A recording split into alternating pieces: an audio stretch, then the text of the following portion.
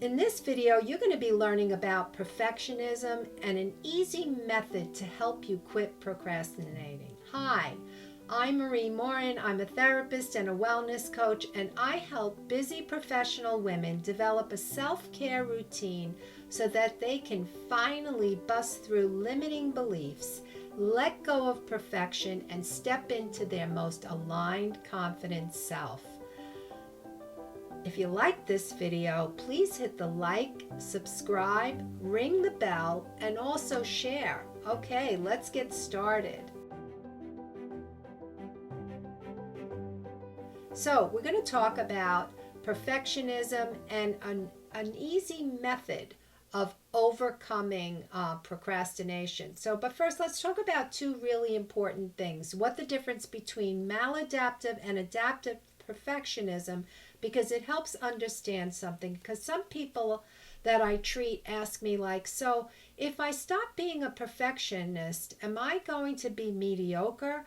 And absolutely not, because part of this is that it's not really the worst thing in the world to have a high standard. Actually, having a high standard is very good. The problem is in maladaptive perfectionism, when the high standard is no longer something that helps you to grow and excel, but rather what it does is create this sense of, well, I'm not going to ever be good enough. My product or what I do is not going to be good enough. I'm basically an imposter. The things that I do are never really real. I'm not the person I say I am.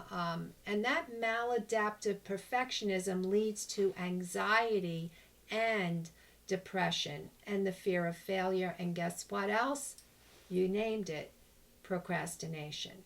So how does perfectionism cause procrastination? Well, I'm going to ask you a few questions and you're going to see the correlation, okay? So,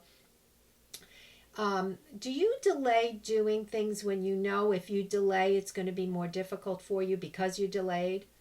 Have you ever delayed to the point where you felt the relief of the anxiety, but then you felt terrible and more anxious because you've been delaying on doing that project? And if you have a project to do, are you already convinced in your head that you're not going to meet that standard, and your thought is, I can't do it, and the belief is, it's never going to be good enough? Okay, so if any of that resonates with you, it's maybe a pretty good indication that you have a personality trait called perfectionism. So the procrastination cycle continues because when you've delayed, you've cut the amount of time that you have and in essence made it really difficult to keep the standard. So you're likely not going to keep the standard. You're going to be very disappointed with your product, whatever you've done. And that's going to give you that feeling, that self-criticism that is real, very, very common in your day-to-day life about whatever you do. So what is it about this demand for perfectionism that causes stress? Because no amount of effort is ever going to make it different from you. Research shows that no matter how much time you spend, though, it's still not going to be a superior product. It's still not going to be what you want it to be, because the truth is that it could never be entirely perfect. There's always going to be something you might want to change. Okay, and this demand, this very high demand for perfectionism and self-criticism that follows leads to anxiety and depression. So let's talk about how to overcome this habit of procrastination. Well, the first thing is that we know that when we monitor this type of behavior, that there is successes involved. One of the ways to monitor is to just look at it. Just either journal or think about it throughout the day. So what am I doing here that's causing me to want to put this off? What are my thoughts? Oh, that's right. Here I am thinking again. I'm not going to be able to do it. But what's my belief? My belief is that if I do it, it's still not going to be good enough. I'm not going to be happy with it. It won't be perfect. And so what is my behavior? My behavior is that I want to put it off and I want to procrastinate. So now, this is where the work comes in. Self-talk restructuring. And what does that mean? You talk to yourself. You remind yourself of all your successes before. It's pretty simple. Hey, you have that little conversation like you were talking to a best friend. Hey, you've done this before. You've done such excellent work. You can do this again. Just take it easy with yourself. You will get it done. Do it step by step. And so that's basically the primary way to restructure. Think of your successes.